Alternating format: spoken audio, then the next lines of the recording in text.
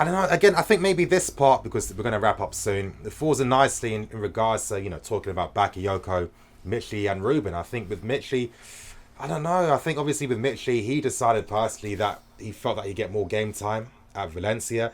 I kind of wish that maybe Michy was a bit more confident. At the same time, I don't know what's been told to him. I don't know what the situation is fully behind the scenes. But I really feel that Michy could have been quite amazing as that poacher in Sarri's system, because he's a type of guy where he gets all his goals inside the box, and he does. Yep. He attacks inside the box. So he moves to the left post, near post, far post, in the middle. Someone like Morata, he's always been comfortable scoring from certain positions. But with someone like Michy, I mean, he's that amazing at finishing. He can improvise anything, as we saw with some of his goals in Dortmund last season. I really feel that he could have been quite special under Sarri, and I think Bakayoko going too. I think he needed to go. I didn't really see any benefit to him. Let's hope that he performs for Milan for them to activate that buyout clause, because if he doesn't, I'm sure there's some clause in the contract saying that if you don't play enough game, if you got to play a certain amount of games first before we activate it. If he performs badly, then I can imagine not playing second half of the season. And I think with Ruben as well, so obviously with Kovacic, they're looking fantastic. And Barkley seemingly ahead of him in the pecking order.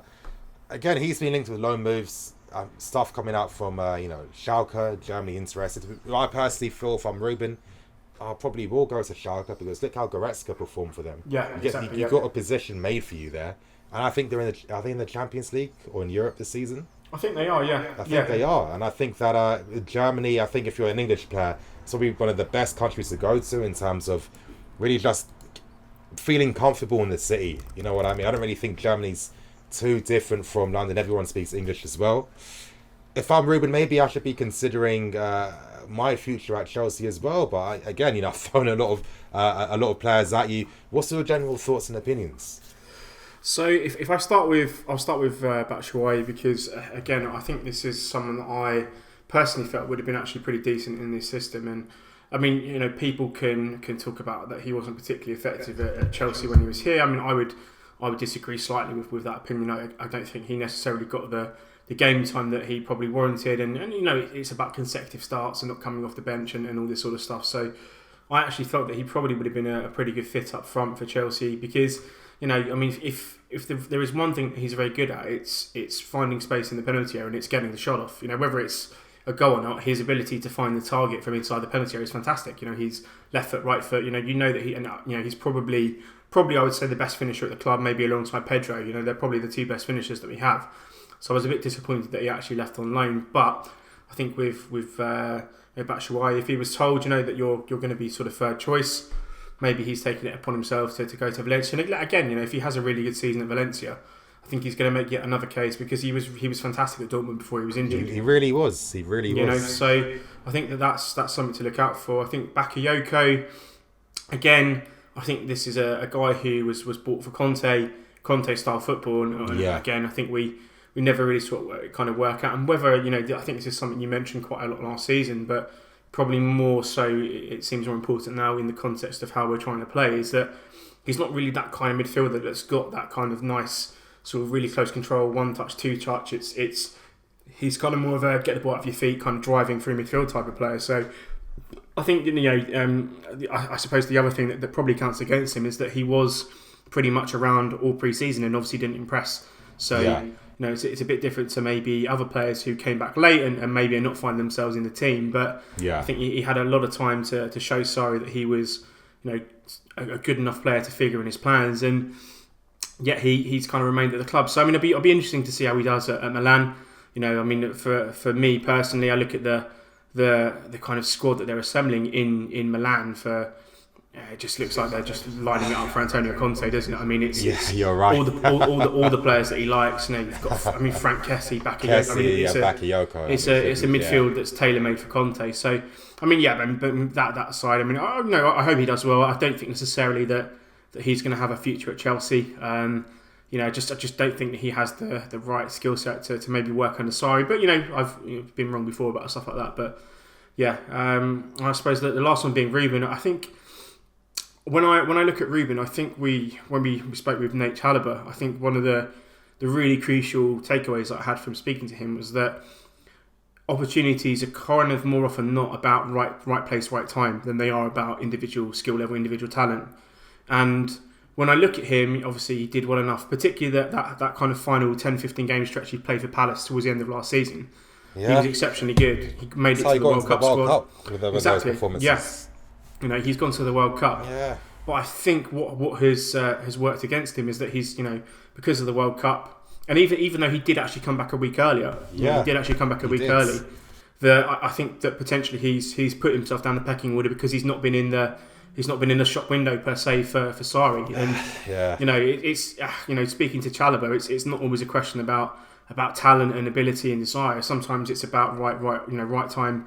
Right place, right time. Yeah. I mean, we saw, which I hate Callum, in football, by the way. Yeah, of course, yeah. I mean, it was nice to kind of hear that reality from a Premier League player that obviously that's been at Chelsea. That is how it is. It's not always a question of maybe they're not that good. Maybe they're not that good in training. Would Hudson-Odoi have seen anywhere near the amount of time he did in pre-season if Hazard was back, if William was back, if Pedro was back, if we went out and bought Leon Bailey in the first 2 days of the window or whoever, he would never have seen the pitch. So he's another player who's incredibly talented, but the stars really have to align for young players to get an opportunity. And I think with Ruben potentially again, despite the success of last season, and again he didn't really have a full season at Palace, and yet he's still making World Cup squads. He's still drawing attention and praise from pundits, and there's so many people in professional football who rate him incredibly highly. But I think what he's done again is he's come back to a club where they've obviously gone out and got Kovacic, who I think is a fantastic player. Barkley, for whatever reason, he's been around longer than him, seems to be higher in the pecking order. And I don't think that probably wages, I bet, but yeah, probably. I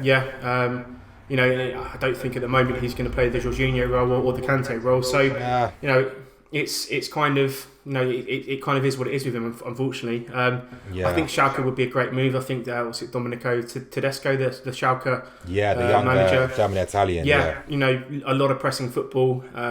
He's also developed some really really good midfielders there as well. Max Meyer, obviously Leon Goretzka that you mentioned earlier. He's really developed some top young talent. I just think Ruben just needs to play consistently now. Yeah, he does. I know that he himself wants to stay at Chelsea and wants to fight for players and wants to show that he's got the sort of skills to make the team. But I think the thing with him, and I say this as one of his biggest supporters, that he needs a run of games to get up to speed. I mean, we've seen it particularly with Palace. He'll play 2 games, he looks okay. 3rd game, you think, hang on a minute, he's playing pretty well. 4th, 6th, 7th, 8th game, he's sort of 8, 9 out of 10 for Palace. Is he going to get that kind of time at Chelsea? That's the thing that I'm looking at with him. The club are not going to play him ahead of Kovacic for 5 games just so he can find his feet. And that's always been the question with him, is that he's not like he for me is more of like a locomotive player. He builds up speed, and when he kind of hits that top gear, he's playing incredibly consistently from week to week. But it's a question of whether he's going to get that time at Chelsea. And if he can go to Schalke, if he can play a season of competitive football playing in midfield, which I think again is the crucial thing here, is we're seeing again that this is a guy who hasn't had a regular position in first team football. He's been left midfield, he's played left wing, he's played central midfield, he's played on the right for England in the World Cup. I mean, he needs to nail down a position, he needs to play regularly. I think maybe a season on loan again makes sense, because if he's not in the plans of the manager, I mean, we've heard from Conte that he's an incredibly impressive trainer. He's one of the best guys in training. Conte obviously himself said that, but still wouldn't pick him, because I think he may be, but maybe he understood that if he picked him, he'd have to give him a run of games to kind of find his feet. I don't really know. I mean, it's always been a bit of a head scratcher. There's always politics behind it. Yeah, exactly. Yeah, there's a lot of politics, and it's a lot of do I play a young player, and I know that they're going to need a run of games to kind of build up to speed. But I mean, the point to that as well is that last season we were playing players that we bought who were massively underperforming week after week after week after week, and they always get the opportunity. So of course, it's a tricky cycle one, repeats itself all the time, doesn't it? Really? Yeah. It always repeats itself. Exactly. I think Ruben, you're at the age now where you need to be selfish and think of your career. I mean, the most important thing you need is that consistent run of games. Again, it really is annoying, because I felt that he did enough at Palace. And I'm always making the same point all the time. When clubs like Atletico Madrid and Real Madrid, guys like Asensio and Saul, when they spent loans with Gallagher and Raul Vallecano, they're only there for a season, and then they were deemed good enough for them to be part of the team.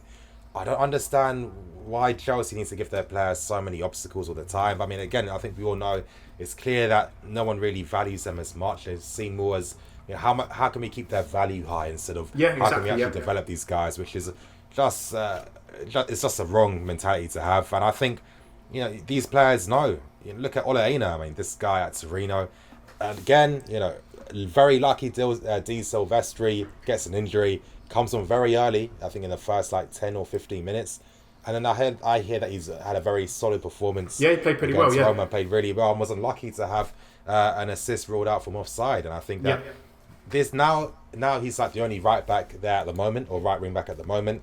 He's going to get that consistent run of game time and really give that manager the confidence to think, wow, you know, I'm going to be sticking with this guy over using Di Silvestri when he comes back. And I think that he'll only prosper from that. And I really think that with Ole Einar, when I heard, you know, before when he, you know, Torino are interested, I was thinking, wow, what a fantastic club to go to, because look at all the players that have come out from that club. Perez, Zappacosta, Damian Berrera, regardless if they're good or not. The fact that top teams have signed players from there shows that obviously they're doing something right with how they use them. And I think that with Einar, you know, he's shown the way. And I think, you know, with Einar gone, Chalobah gone, and Nathan Aki gone, obviously, all four of those guys, like the four musketeers, I think it's time now for Ruben to follow suit and just be like, you know what?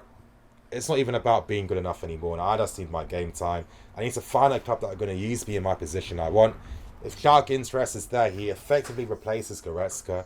He's got that number 8 position ready for him. It's time to go, Ruben. It's time to go. Yeah, I mean, I think the other thing, and this is something I probably stress on every podcast or every article that I write about young players, is that you have fans making absolute definitive calls on players at 22. Now, I see it with Loftus-Cheek all the time. He's not this, he's not that, he's not... I mean, Frank Lampard wasn't a world-class player until he was, 26, 27?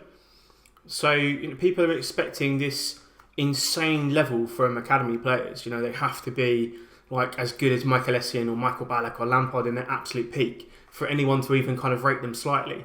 Instead of sort of taking a slightly more objective view and saying he's 22, he's basically had about a 70% season in terms of professional football. Chelsea messed him around for 3 seasons, keeping him around, not playing him, etc. So they've taken the context into the kind of the equation. They look at, you know, he's lazy, he's this, he doesn't run around enough, he doesn't do this, he doesn't do that. You know, he should know what he's supposed to be doing by now. You know, I mean, again, I would point people to the videos that we did with Nate Chalobah. It's not that straightforward, you know. He was talking about consistent game time, how difficult it is to come into a Premier League team, not having played for a couple of months, coming on as a sub, you know, not trying to do too much, trying to keep it simple. So people go, oh, you know, they didn't actually impress that much. But really, all the young players thinking about is not giving the ball away. You know, there's so much there that I think people just don't really take into context. And the fact that people are, you know, oh, if he doesn't go now, then if he doesn't make it now, then that's it. But he's 22.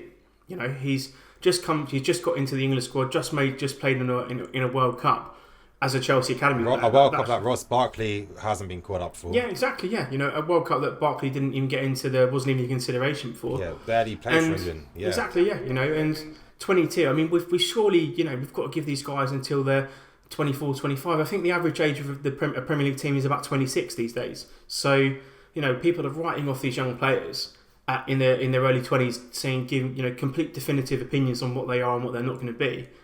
You know, I mean, go through some of our greatest ever players. Didier Drogba, you know, a slightly different route into football, but wasn't a top player until his mid-20s. Lampard in his mid-20s, JT in his mid-20s, you know, and yet these academy players coming through now, for whatever reason, people are expecting them to be this kind of A-plus superstar level footballer to get a look into a particularly great Chelsea. It's not like, you know, I've said this loads of times, I'm not asking for Loftus-Cheek to get a chance ahead of Michael Essien at his peak, because I wouldn't do that. That Essien was one of the best players I've ever seen. Same with Lampard, same with Ballack.